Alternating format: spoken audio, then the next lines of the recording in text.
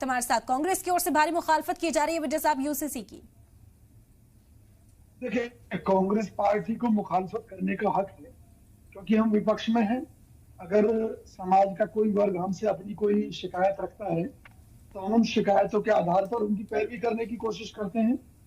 लेकिन आज मैं कांग्रेस पार्टी की तरफ से देश के मुसलमानों से आग्रह करता हूं कि आज आपके कंधे पर दोहरी जिम्मेवारी है।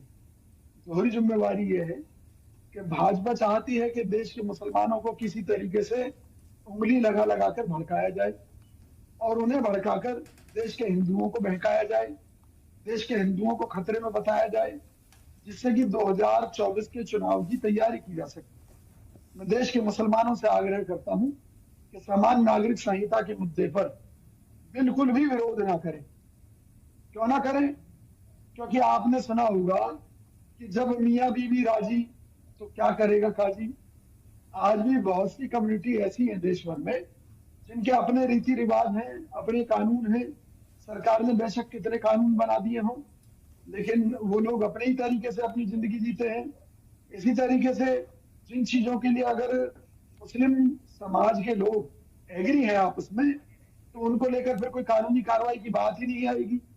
जब कानूनी कार्रवाई की बात ही नहीं आएगी तो जो उनके ऊपर कुछ चीजें थोपने की बात चल रही है तो उसका उनके ऊपर कोई असर नहीं होगा।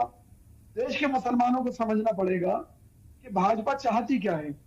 भाजपा ये चाहती है कि अगर टमाटर 200 रुपए किलो भी हो जाए तब भी उसके ऊपर कोई चर्चा ना हो। 100 रुपए किलो तो अभी हो चुका है। भाजपा ये चाहती है कि अगर सरसों का तेल जो 50 रुपए लीटर बिका करता था कांग्रेस राज में, जो बीजेपी राज में 200 लीटर तक पहुंच गया और अब 140 रुपए लीटर है, उसके ऊपर कोई बात ना हो। बीजेपी चाहती है पेट्रोल डीजल की महंगाई के ऊपर बात ना हो, बेरोजगारी के ऊपर बात ना हो, विदेशी कर्ज के ऊपर बात ना हो। मतलब जो जरूरी मुद्दे हैं देश की राजनीति से जुड़े, देश की 125 करोड़ जनता से जुड़े हुए जो मुद्दे हैं उनके ऊपर चर्चा ही ना हो, तो उसका एक आसान सा उपाय है कि देश के किसी भी वर्ग को भड़काया जाए और उनकी आड़ में हिंदुओं को बताया जाए कि आप खतरे में हैं और उसका राजनीतिक लाभ लिया जा सके। मैं एक चीज कहता हूं, कांग्रेस पार्टी की तरफ से हम एक चीज माननीय मोदी जी से पूछते हैं कि माननीय मोदी जी, आपने कहा कि एक देश एक कानून व्यवस्था। इससे पहले एक जुमला और था आपका, एक देश और एक टैक्स व्यवस्था। उसके लिए आप जीएसटी लाए, जीएसटी में कई स्लैब आपने बना दी। उसके अलावा भी तमाम तरह की टैक्स व्यवस्थाएं आपने जनता के ऊपर थोप रखी हैं। आप इस नई टैक्स व्यवस्था के माध्यम से जनता को निचोड़ने का काम कर रहे हैं। तो ये एक देश एक टैक्स व्यवस्था कैसे हुई? पहली बात। इसी तरीके से एक देश एक कानून, उसमें आप आरक्षण की बात नहीं कर रहे, उसमें आप उन कानूनों की बात नहीं कर रहे जो जाति विशेष को दिए गए हैं। ऐसे बहुत से मुद्दे हैं जिन पर सामाजिक बराबरी होनी चाहिए, चाहे वो मुस्लिम हो, चाहे सिख हो, चाहे ईसाई हो, चाहे हिंदू हो। जवाब लेते हैं महेश वर्मा जी, इस वक्त हमारे साथ हैं। ठीक, मुद्दा उठाया जाता है, लेकिन अब जिस तरह की तैयारियां हैं मानसून सेशन में, इसकी आहट सुनाई देने लगी है, क्या मौकफ लेकर पहुंचेगा अपोजिशन? देखिए, सबसे पहली बात कि आखिर इस कानून की देश को जरूरत क्या है, उस पर हम चर्चा करें। जब सरकार ने विधि आयोग को एक प्रस्ताव भेजा कि आप इसके ऊपर तैयारी कीजिए, तो उसके लिए आयोग ने कहा कि भाई इस पर जो मौजूदा कानून है वो सभी पर्याप्त है, क्योंकि 4 मुद्दे इसमें छेड़े गए हैं, जिसमें शादी है और जिसमें बच्चों को गोद लेने की प्रक्रिया है और दूसरी चीजें हैं। सिर्फ 4, ना कि सारे मुद्दे छेड़े गए हैं। जैसा कि मोदी जी ड्रामा कर रहे हैं कि एक देश एक कानून व्यवस्था, जैसे वो कह रहे हैं कि इन मात्र 4 चीजों को सही कर देने से एक देश और एक कानून व्यवस्था लागू हो जाएगी। तो सबसे बड़ा मकर जाल, भ्रम जाल, झूठ का जाल तो उन्होंने ये वाला फेंका है कि एक देश एक कानून व्यवस्था। जैसे मुसलमानों को तो सोने की रोटी मिल रही है और हिंदुओं को जो आटे की रोटी मिल रही है, इस कानून को लागू होने के बाद सब इक्वल हो जाएगी। यानी कि किसी जाति विशेष को जो अधिकार, जो सरकारी नौकरियां इससे प्राप्त हो रही थी और दूसरी चीजें प्राप्त हो रही थी, वो इस कानून के लागू होने के बाद सब में बराबर बढ़ जाएगी। तो ये जो ढपोर शंख वाली बात है, ये जो झूठ फैलाने वाली बात है, कांग्रेस पार्टी इसका विरोध कर रही है। जब विधि आयोग ने इनका ये प्रस्ताव ठुकरा दिया, फिर सरकार ने दोबारा आदेश दिए कि नहीं, इस बारे में आप कार्रवाई करके, और तब ये सुझाव मांगने की प्रक्रिया शुरू हुई। तो हम यही कहना चाहते हैं कि सरकार का काम केवल मुद्दों से ध्यान भटकाने का है, उसे कोई लेना देना नहीं है। ना हिंदुओं की भलाई से, ना मुसलमानों की भलाई से, ना किसी सिख की भलाई से, ना ईसाई की भलाई से। क्योंकि जब मुद्दा ये होगा तो बात होगी देश की तरक्की की। देश की तरक्की में सबसे बड़ी बाधा क्या है कि आज अगर हम चाइना की बात करते हैं तो बॉर्डर में हमारे देश के अंदर घुस गया है, इस तरह की खबरें आई। तो मोदी जी ने कहा कि हम इनके साथ जो है ना सबक सिखाएंगे चाइना को। और सबक सिखाने का तरीका देखिए, उनसे हमारा व्यापार घाटा बढ़कर 100 अरब डॉलर पर पहुंच गया है। कितना बड़ा देश का नुकसान हो रहा है और चाइना कितना मजबूत हो रहा है चलिए ठीक हमारे साथ है, व्यापार ठीक है। करके। महेश वर्मा जी से जवाब नजीमों की ओर से, मुस्लिम रहनुमाओं की ओर से करना पड़ रहा है, तो फिर क्या मौकफ रहने वाला है? देखिए, कांग्रेस पार्टी ये मानती है कि इस मुद्दे से ज्यादा और भी बहुत से महत्वपूर्ण मुद्दे जो कि आम जनजीवन के साथ जुड़े हुए हैं वो ज्यादा जरूरी हैं। अब चूंकि केंद्र में एक ऐसी सरकार है जो किसी की सुनती नहीं है, चाहे हम कृषि बिलों का मुद्दा देख लें कि जिस तरह से अपने बहुमत में होने का फायदा उठाकर मोदी जी ने एक तरफा रूप से कृषि बिल लागू कर दिए और बाद में अकेले ही सामने प्रकट होकर जनता के उन्होंने ये कहा कि वो जनता को इस बारे में समझा नहीं पाए, किसानों को नहीं समझा पाए, इसलिए वापस ले रहे हैं। देखिए, मनमर्जी तो इन्हीं की चलने वाली है। हम, बड़ी सीधी सी बात है, हम ना इनका समर्थन करते हैं ना हम इनका विरोध करते हैं। क्यों? क्योंकि हमारा ये मानना है कि जो जरूरी मुद्दे हैं, जैसे आज जरूरी मुद्दा है, इससे भी जो जरूरी मुद्दा है वो मणिपुर का है, जो 2 मई से लगातार सुलग रहा है। आए दिन वहां लोगों की हत्याएं हो रही हैं, लोगों के घर जलाए जा रहे हैं, जो आपसी भाईचारा है उसमें आग लग चुकी है। इसी तरह इससे पहले दिल्ली 2-2 बार दंगों की भेंट चढ़ गई, मोदी जी के राज में चढ़ी ना, और आम आदमी पार्टी की सरकार थी वहां पर। आप ये देखिए, तो इन परिस्थितियों में देश को बचाए रखना हमारे लिए महत्वपूर्ण है। हमें मालूम है भाजपा ये चाहती है देश का मुसलमान भड़के, देश के मुसलमान को उंगली लगाई जाए, ओवैसी जैसे लोग इसका विरोध करें और दुनिया भर के मौलाना और जो धार्मिक लोग हैं वो विरोध करें, जिससे भाजपा की रोजी रोटी चलती रहे। एक और सबूत करेंगे आपसे, विजय कौशिक साहब अपनी बात मुकम्मल करें।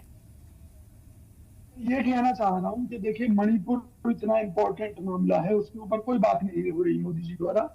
इसके अलावा मध्य प्रदेश में जिस तरह से उन्होंने क्षेत्रीय दलों को धमकी दी और 24 घंटे के अंदर अंदर केजरीवाल सरकार द्वारा उसका समर्थन किया जाना, इस बात को दर्शाता है कि इस देश में जो मोदी सरकार का रवैया है वो केवल यही है कि जनता का ध्यान मूल मुद्दों से भटकाओ और जो लोग इसका विरोध करें उन्हें कहीं ना कहीं इस तरह से अटका दीजिए, चाहे वो विरोधी दल हो चाहे कोई भी हो, कि उनको या तो सीबीआईडी की जांच में फंसा दो या फिर हिंदू मुस्लिम करके देश को भाईचारे में आग लगाने की जो इनकी कवायद है उसमें झोंक दो, तभी लोग बात नहीं करेंगे। आप मुझे बताइए, किसी के घर पर संकट होगा तो रोजगार की बात कौन करेगा? जान बचाने की जहां बात आती है वहां लोग रोजगार को भूल जाएंगे, महंगाई को भूल जाएंगे। देश के ऊपर जो विदेशी कर्ज बढ़ चुका है 44 लाख करोड़ से 144 लाख करोड़ हो चुका है, उसकी कोई बात ही नहीं करेगा। इनके घोटालों की कोई बात नहीं करेगा। आप ये देखिए, नमामि गंगे परियोजना घोटाला, पीएम केयर्स घोटाला, 100 स्मार्ट सिटी बनाने की इन्होंने बात की थी, एक भी बनाकर दिखाई हो तो बता दीजिए, जबकि लाखों करोड़ खर्च कर चुके हैं। तो ये जो यूसीसी के नाम पर जो हो रहा है वो केवल ध्यान भटकाने की साजिश है। इसलिए मैं कहता हूँ, चाहे देश के मुसलमान है, सिख है, ईसाई है, कोई इसका विरोध ना करे।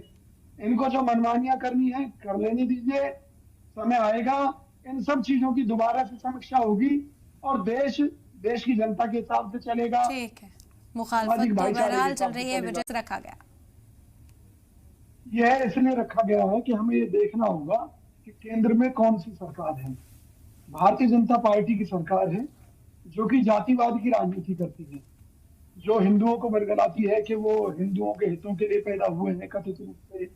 इसलिए उनके नेताओं द्वारा कहा जाता है कि गोली मारो, और यही लोग आतंकवादी होते हैं, बुरखे में आतंकवादी होते हैं, ले देकर घूम फिरकर बातें वही है कि भी मुसलमान इस देश के लिए खतरा है, इस देश को हिंदू राष्ट्र बनाया जाना चाहिए। और आप ये देखिए कि दावे के साथ डंके की चोट पर कहा जाता है कि देखिए, इतने कट्टर हिंदू हैं मोदी जी कि कभी मुस्लिम टोपी नहीं पहनते, मुस्लिम आयोजनों से दूर रहते हैं। इस तरह की बातें तो भाजपा द्वारा ही कही जाती हैं। तो मुझे ये बताइए कि भाई वो क्या इस मुद्दे पर मुसलमानों की सुनेंगे? मतलब ही नहीं। एक तरफ तो ये कहते हैं कि वो मुसलमानों का विश्वास जीतने के लिए काम कर रहे हैं, तो भाई कैसे काम कर रहे हैं, मेरी समझ से बाहर है। वो दरअसल एक माहौल, देखिए ना वो हिंदुओं के भले हैं ना वो मुसलमानों के भले हैं, मोदी जी केवल कुर्सी के भले हैं। अब जैसे ही उनको ये जानकारी मिली कि उत्तर भारत में उनकी सीटें घट रही हैं, तो उन सीटों को बढ़ाने के चक्कर में उन्होंने मुसलमानों का विश्वास जीतने का एक शगुफा छोड़ दिया। और उसमें भी उन्होंने ये कहा कि मुसलमानों के अंदर जो पसमानदा मुसलमान है उनके साथ तो बड़ा जुल्म हुआ है, वो तो बड़े पिछड़ गए हैं, हमें उनका विश्वास जीतना है। यानी कि हर जगह वोट बैंक की राजनीति देखते हैं। इन्होंने देखा कि मुसलमानों में पसमानदा मुसलमानों के वोटों से इनका काम चल जाएगा, इनकी सीटें निकल जाएंगी, तो इन्होंने केवल पसमानदा मुसलमानों की बात की। तो भाई बाकी मुसलमान क्या मुसलमान नहीं है? तो ये लोग राजनीति के बड़े, इन्हें चतुर खिलाड़ी कह लीजिए या चतुर ठग कह लीजिए, आप इन्हें कुछ भी नाम दे सकते हैं। इनका एक ही धर्म ईमान है, वो कुर्सी है। इनके लेके हिंदू मरे चाहे मुसलमान मरे, इन्हें कोई लेना देना नहीं है। वरना कभी आपने सुना कि देश की राजधानी में जिसकी कानून व्यवस्था केंद्र सरकार के अधीन हो वहां 2-2 बार दंगे हो जाए, वो राज्य हिंदू मुस्लिम दंगों की भेंट चढ़ जाए? लेकिन हुआ है, आप ये देखिए। तो ऐसे इन्हें यूसीसी से कोई मतलब नहीं है, ऐसे इन्हें सीएए से कोई मतलब नहीं है, ऐसे इन्हें रोहिंग्या मुसलमानों से कोई लेना देना नहीं है। क्यों? इनके राज्य में खूब बस रहे रोहिंग्या मुसलमान, लेकिन चूंकि कुल मिलाकर कहना यह है कि और भी कई मुद्दे हैं जिन पर ध्यान देने की इस वक्त जरूरत है। यूसीसी से ज्यादा जरूरी जिन्हें अपोजिशन जमातों की ओर से हो सकती है। ऐसी सूरत हाल में फिर कांग्रेस का क्या मौक़िफ़ रहेगा, ये भी आपसे समझना चाहेंगे। देखिए, निश्चित तौर पर अगर हम इस तरह की घटनाओं में अपनी कोई अहम भूमिका दे पाते संसद के अंदर, तो निश्चित तौर पर हम उस काम को करेंगे, पहली बात।